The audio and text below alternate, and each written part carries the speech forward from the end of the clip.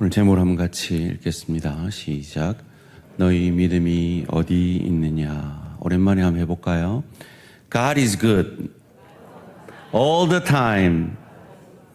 아멘이십니까? 왜입니까? 우리 인생에 분명히 하나님이 틀려 보이는 때가 있는데 왜 하나님이 항상 옳으십니까?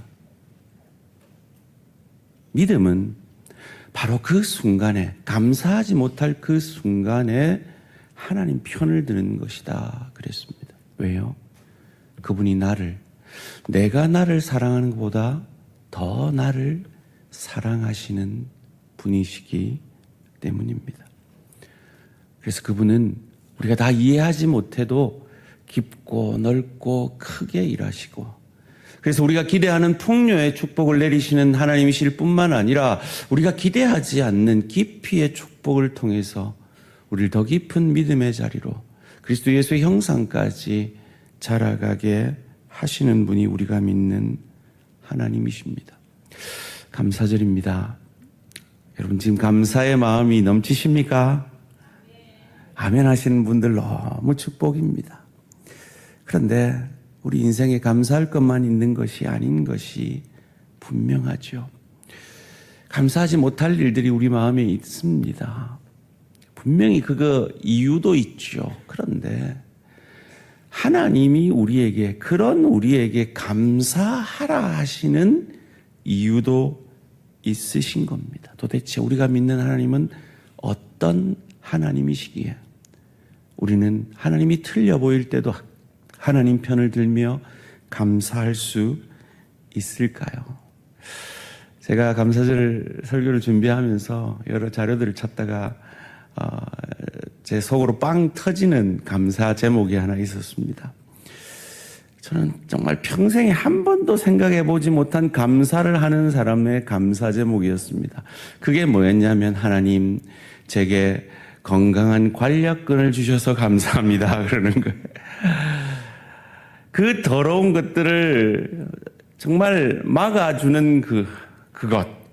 그래서 필요할 때 내보낼 수 있는 그것을 감사합니다 하는데, 내가 평생에 감사하지 못한 제목이다 하는 생각이 들었습니다. 여러분, 감사절에 여러분 미처 감사하지 못한 것까지 감사하게 되시는 은혜가 있기를 주님의 이름으로 축원합니다.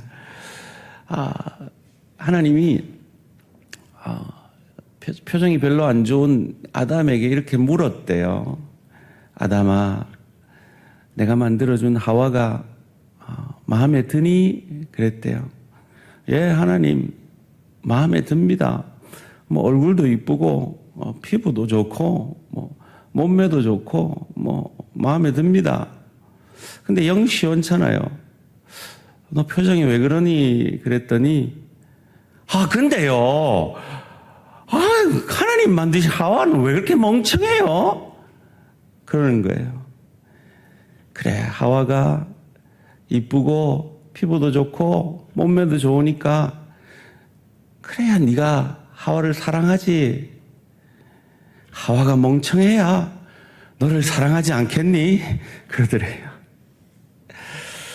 하나님이 내게 감사하지 못한 그 어떤 것을 주신 거기에는 뭔가 이유가 있을 거라는 겁니다.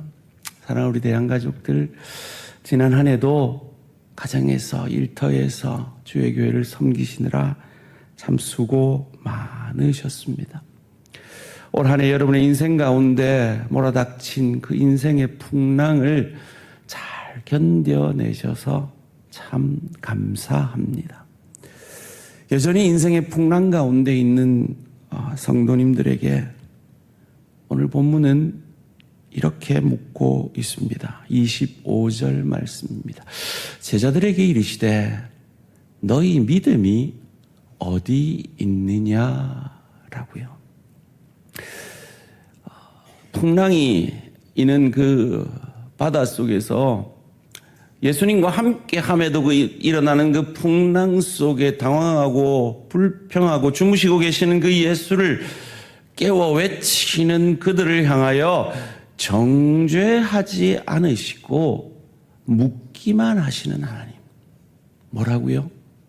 너희 믿음이 어디 있느냐라고요.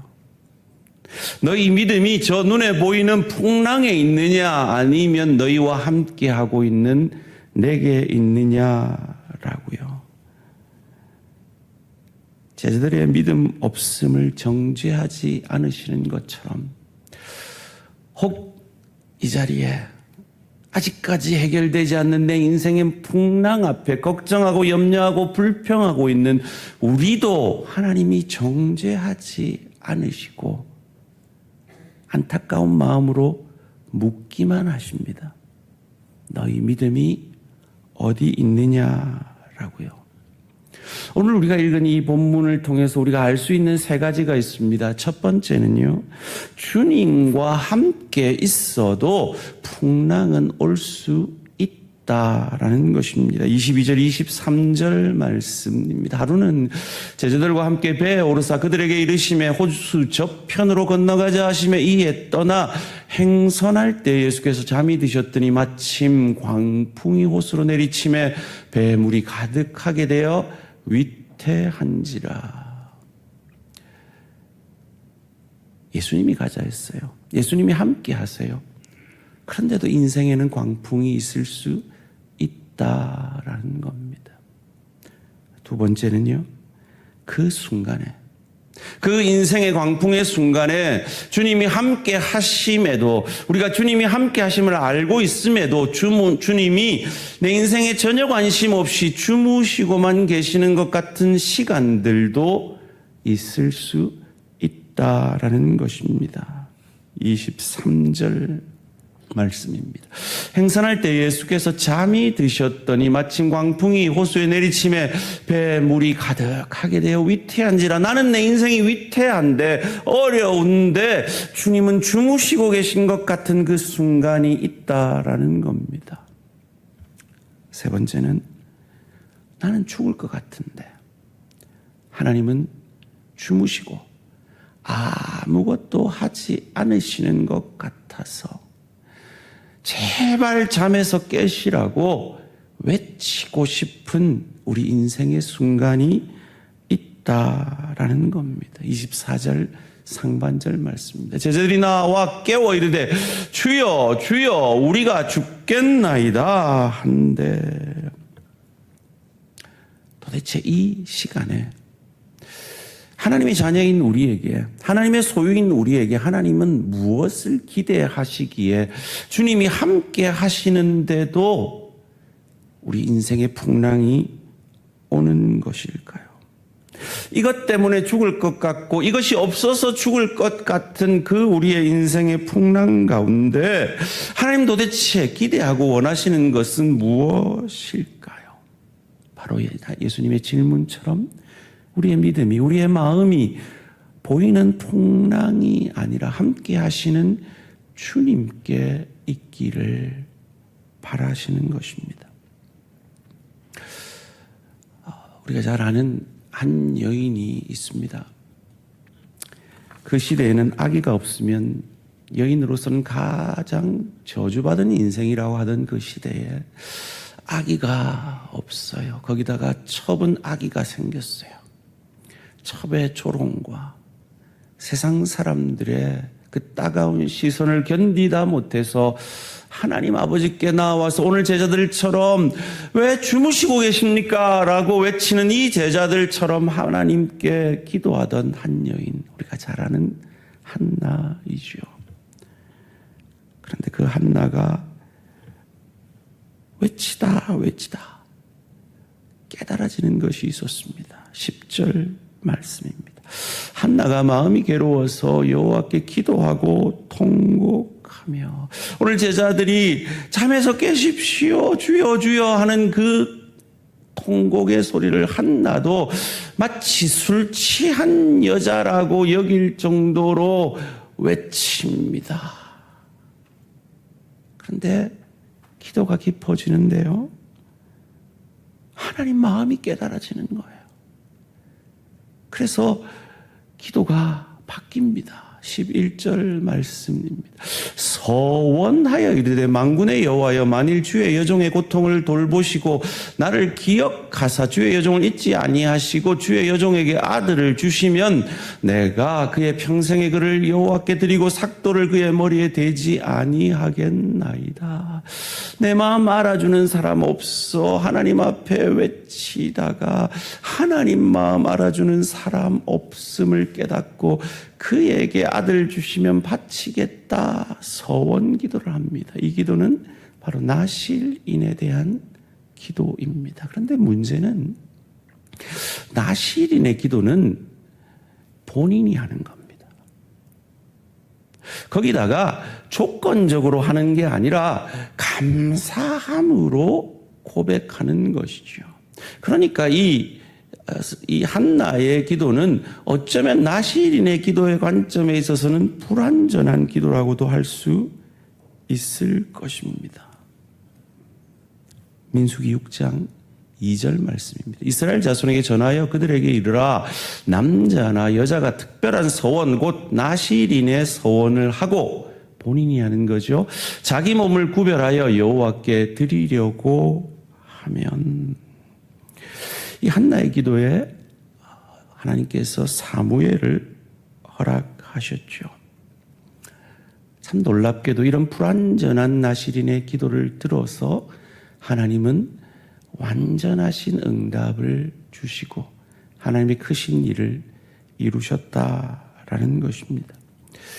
그럼 나실인이 평생에 지켜야 할 세 가지가 있습니다. 첫째는 포도주를 마시지 않는 겁니다. 둘째는 시체를 만지지 말아야 합니다. 왜냐하면 생명의 근원이신 하나님이 그의 주인이시라는 것을 묘사하는 것이죠. 포도주도 마찬가지입니다. 술 취하지 말라 이는 방탕한 것이니 성령의 충만을 받으라는 것은 하나님의 왕되심을 지켜내라는 것이죠. 동일하게 머리를 자르지 않아야 합니다. 요즘도 천주교는 이 베일을 쓰죠. 왜냐하면 하나님의 이 왕되심을 표현하는 것입니다. 이처럼 나실인의 이 세 가지 금기사항은 그의 주인이 하나님이시고 그의 왕이 하나님이시다라는 것을 보여주는 것이죠. 이 나실인, 이 나자르라는 이 히브리어는 구별하다, 헌신, 봉사라는 뜻이 있습니다. 대표적인 나실인으로 삼손이라는 사람이 있죠. 여러분, 오늘 우리가 모인 이 모임의 무리들에 대해서 우리는 뭐라고 말하죠? 성도라고 말합니다. 거룩한 무리들이라는 뜻이죠. 성경에서 거룩이라는 건 구별된다라는 겁니다. 그런 의미에서 오늘 우리는 모두 나실인들이죠. 그런데 혹 우리는 나실인임에도 불구하고 삼손처럼 나실인의 삶을 살고 있지는 않을까요? 나실인의 책임은 독주를 멀리하는 것이었습니다. 그런데 삼손은 포도주를 즐겼습니다. 늘 잔치를 벌였죠. 나실인의 사명을 잘 감당하지 못한 겁니다. 시체는 어떠했을까요? 그는 사자를 찢어 죽이는 힘이 있었습니다. 그리고 찢어 죽인 사자를 다시 돌아오는 길에 보니까 이런 일이 일어났죠. 사사기 14장 8절 9절 말씀 함께 읽습니다. 시작. 왜 삼손이 그 여자를 맞이하려고 다시 가다가 돌이켜 그 사자의 죽음을 본즉 사자의 몸에 벌떼와 꿀이 있는지라 손으로 그 꿀을 떠서 걸어가며 먹고 그의 부모에게 이르러 그들에게 그것을 드려서 먹게 하였으나 그 꿀을 사자의 몸에서 떠왔다고는 알리지 아니하였더라. 시체에 손을 댑니다. 자기의 유익을 위해서 꿀을 따기 위해서죠. 그런데 거기에 아무런 죄책감도 보여지지 않습니다. 삼손이 한 건 오로지 머리 안 깎는 거였습니다. 우리는 어떠합니까? 머리 하나 깎고 있지 않다는 그 책임을 다하는 것으로 나실인의 책임을 다하고 있는 듯 착각하고 있는 삼손과 같지는 않습니까? 혹 난 주일 성수하고 있어. 나는 11조 하고 있잖아. 나는 하나님이 내게 맡기신 그 한두 가지의 사명, 직분 잘 감당하고 있는 것으로 구별된 자, 성도라는 사명을 나는 꽤 잘 감당하고 있다라고 삼손처럼 생각하고 있지는 않으십니까? 그런 우리에게 감사절은 율법의 역할을 하는 것 같습니다. 그래, 이 정도면 나 열심히 신앙생활하고 있잖아 라고 생각하는 우리에게 감사절 앞에 서면 항상 기뻐하라, 쉬지 말고 기도하라, 범사에 감사하라, 이는 그리스도 예수 안에서 너희를 향하신 하나님의 뜻이다 라는 이 분명한 하나님의 뜻 앞에 서게 되면 감사하지 못하고 있는 우리의 모습을 발견하고 기뻐하지 못하고 있는 우리의 모습을 발견하게 되기에 이 감사절은 우리에게 율법의 역할을 하고 있는 것 같습니다. 그런데 그것은 우리를 정죄하려 하심이 아닙니다. 왜냐하면 항상 기뻐하라, 쉬지 말고 기도하라, 범사에 감사하라, 이건 감정의 요소다라고 우리 다니엘 기도의 어느 목사님이 말씀하셨죠. 무슨 말입니까? 역으로 해석하면 이 명령은 명령일 뿐만 아니라 우리에게 그런 감정을 가질 수 있게 해 주겠다라는 하나님의 인도하심의 약속이기 때문입니다. 감사절입니다. 감사하지 못하는 우리의 삶의 영역 앞에 주님이 물으십니다. 너희 믿음은 어디 있느냐? 그 감사하지 못하는 일에 있느냐? 그 감사하지 못하는 일을 통해 넓고 깊고 크게 일하는 내게 있느냐라고요. 저는 감히 여러분도 기억하실 겁니다. 감사절마다 이렇게 선포했습니다. 저는 감사절이 없어졌으면 좋겠다라고요. 마치 미국에 365일이 어린이날이라 굳이 방정환 선생님이 만든 어린이날이 한국에는 있는데 미국에는 없듯이 365일이 감사하는 우리라면 굳이 감사절이 왜 필요하겠나라는 말입니다. 그런 우리에게 감사를 잃어버린 삶의 영역이 있는 우리에게 물으십니다. 내 믿음은 어디 있느냐라고요. 이 질문 앞에 감사절에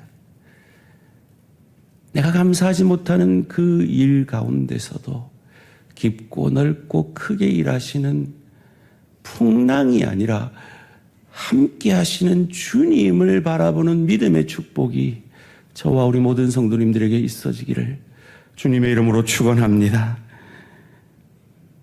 우리가 왜 그럴 수 있을까요? 머리 하나 안 깎은 것으로 나실인의 책임을 다 한 것이라 착각하던 삼손은 결국은 데릴라의 유혹에 빠져 머리마저 깎여버리죠. 그의 힘을 잃어버립니다. 하나님의 왕되심이 더 이상 그의 삶에 보여지지 않기 때문이었죠. 눈이 뽑힙니다. 이제는 하나님이 주시는 능력이 아니라 자기 힘으로만 살아가야 하기에 힘겹게 맷돌을 돌리는 것으로 살았지만 죽은 것 같은 인생을 살아가게 됩니다. 그런데 성경은 우리에게 말합니다. 머리가 자라나고 있었다고요. 그건 그냥 머리가 자라나는 것이 아닙니다. 하나님의 왕되심, 하나님의 다스리심이 그 안에 풍랑만 바라보던 그 세상만 바라보던 그에게 하나님의 왕되심을 인정하는 믿음이 생겨나기 시작했다라는 겁니다. 그리고 그 작은 믿음에 하나님은 반응하셔서 삼손을 통해 그 잔치 자리에 기둥을 무너뜨림으로 살아서 적을 무찌른 숫자보다 죽어 적을 무찌른 숫자가 더 많아지는 하나님의 도구로, 믿음의 도구로 사용하여 주시는 분이 저와 여러분이 믿는 하나님이시기에 오늘 이 감사절에 우리는 그 감사를 회복할 수 있는 것입니다.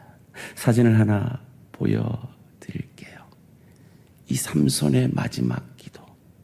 저 자라난 머리는 바로 하나님의 왕되심을 인정한 저 풍랑이 아니라 함께 하시는 주님을 바라본 그 작은 믿음에 반응하는 것입니다.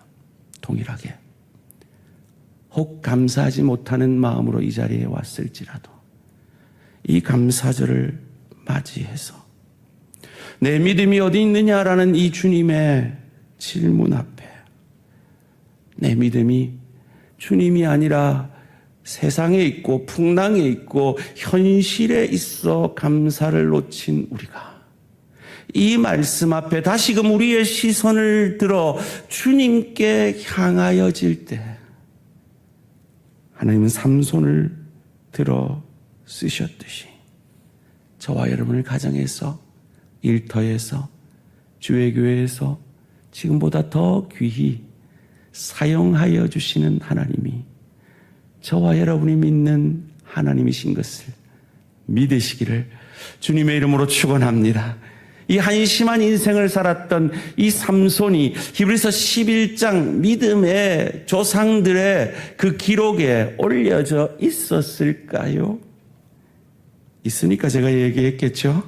32절 말씀 함께 읽습니다. 시작.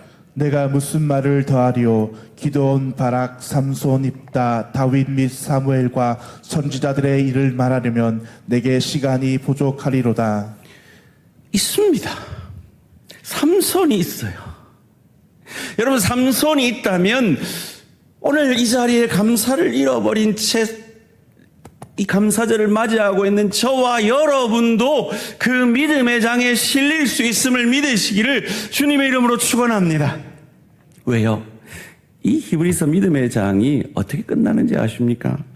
39절 40절 말씀입니다. 이 사람들은 다 믿음으로 말미암아 증거를 받았으나 약속된 것을 메시아를 받지 못하였으니 이는 하나님이 우리를 위하여 더 좋은 것을 메시아를 예비하셨은즉 우리가 아니면 그 메시아를 보고 믿는 우리가 아니면 그들로 온전함을 이루지 못하게 하려 하심이라. 우리가 가진 더 좋은 것이 무엇입니까? 우리 안에 계신 날 구원하신 나를 나보다 더 사랑하셔서 나를 위해 생명 바쳐 십자가 지시고 부활하신 그 예수 그리스도, 그들이 기다리던 다윗의 자손 예수 그리스도 메시아이십니다. 그분은 우리가 부족할 때, 우리가 아직 죄인 되었을 때, 하나님과 원수 되었을 때 우리를 있는 모습 그대로 용납하여 주시고 우리를 들어 사용하여 주시는 하나님이십니다. 그러기에 우리는 이 믿음을 고백할 수 있는 겁니다. 다시 한번 고백하겠습니다. God is good all the time. 그래서 혹 내 눈에 하나님이 틀려 보여도 우리는 하나님 편을 들 수 있는 겁니다. 왜요? 그분이 나를 나보다 더 사랑하셔서 나는 여전히 부족한데, 나는 여전히 감사하지 못하는 것이 많은데 나를 있는 모습 그대로 용납하여 주시고 그 아들을, 그 부족한 나의 부족을 채우고 나의 죄를 씻어주기 위해 우리를 위해 내어주신 하나님이 우리가 믿는 하나님이시기 때문입니다. 그런데 이런 부족한 나실인도 하나님이 이렇게 작은 믿음 보고 사용해 주실 수 있다면,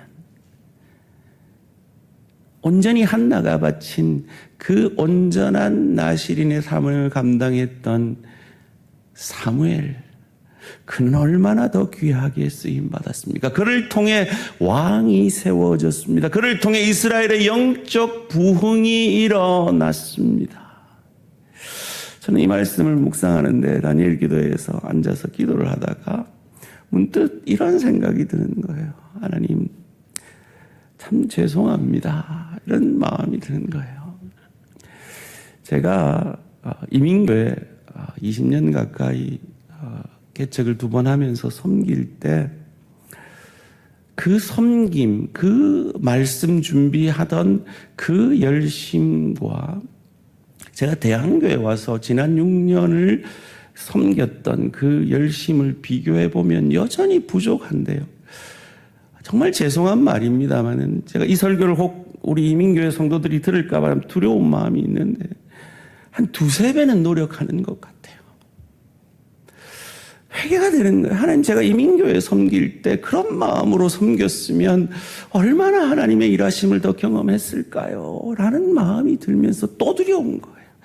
지금 나는 여전히 부족하고 여전히 삼손과 같이 쓰임을 받고 있지는 않은가 하는 두려움이 몰려들더라고요. 사랑하는 성도님들, 이왕 사는 인생, 이왕 하나님께 드리는 인생, 우리의 부족에도 하나님이 우리를 써주실 수 있다면, 우리의 최선을 하나님 앞에 사무엘처럼 드린다면 얼마나 복된 인생이 될 수 있을까요?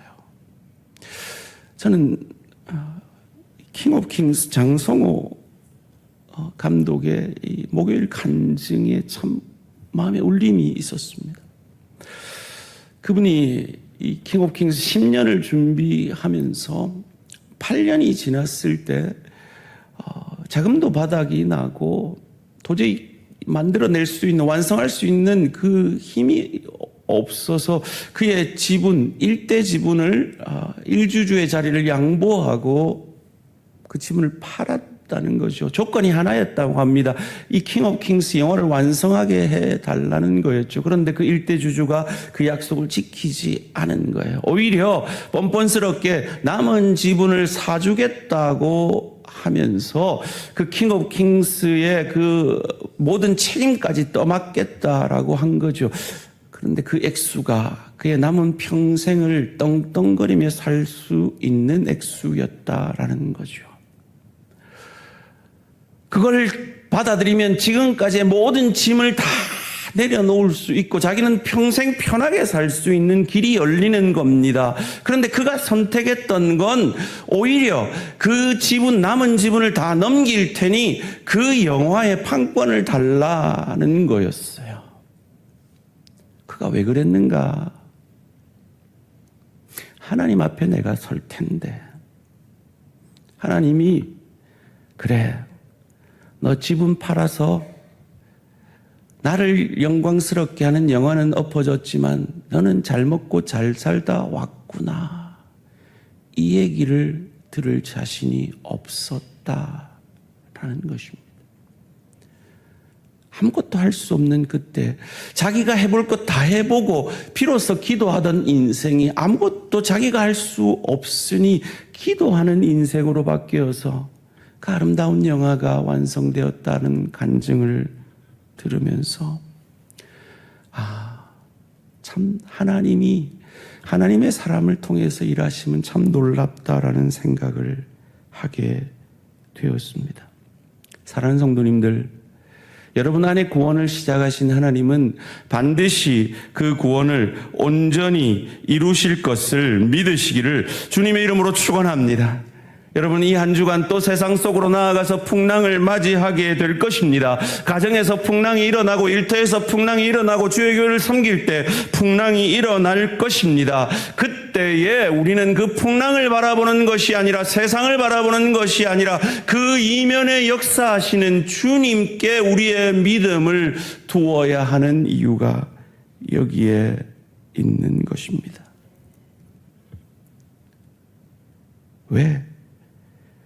왜 주무십니까? 나는 이렇게 괴롭은데 왜 당신은 주무시고 계십니까? 외치는 그들이 이 풍랑 속에서 깨달은 깨달음이 무엇이었습니까? 25절 말씀입니다. 제자들에게 이르시되 너희 믿음이 어디 있느냐 하시니 그들이 두려워하고 놀랍게 여겨 서로 말하되 그가 누구이기에 바람과 물을 명함에 순종하는가 하더라. 그는 누구십니까? 여러분에게 그는 누구십니까? 그는 저와 여러분의 죄라는 파도를 잠잠케 하신, 그를 위해 자신을 아끼지 아니하고 내어주신 구원자 예수 그리스도이심을 믿으시기를 주님의 이름으로 축원합니다. 다니엘 기도의 두 번째 날 전신화상 생존자 김수연 집사님의 고백이 제 마음에 울림이 되었습니다.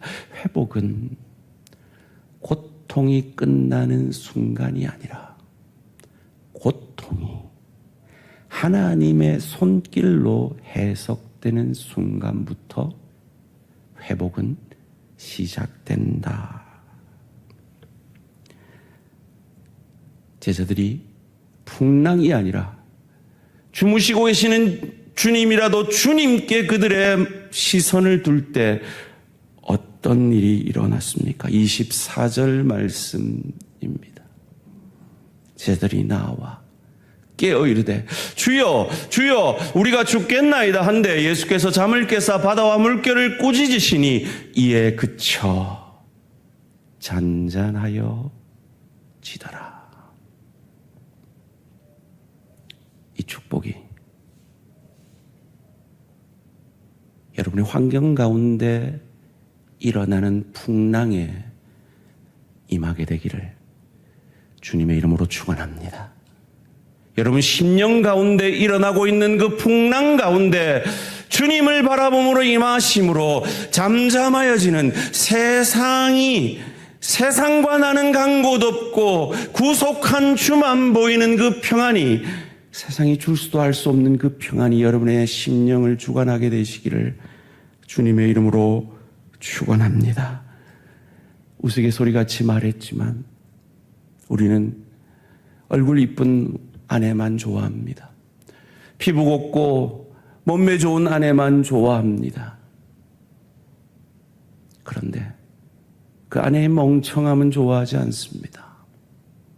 그 아내의 나와 다른 생각은 좋아하지 않습니다. 그런데 하나님은 그 가운데 일하고 계심에도 말이죠. 하도 이 다니엘 기도의 가운데 병원 얘기가 많이 나오고 아픈 아이들 얘기가 많이 나와서 어젯밤에 잠자리에서 아내하고 또다시 저희 주위 아플 때 이야기를 한참 동안 나누었습니다.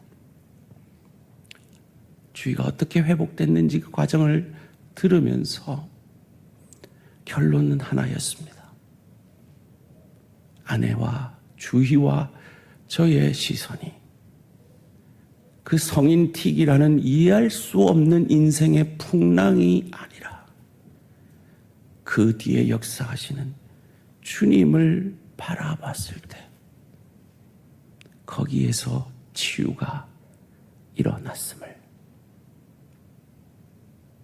그 믿음이 저와 우리 모든 성도님들의 것이 되어지기를 주님의 이름으로 축원합니다.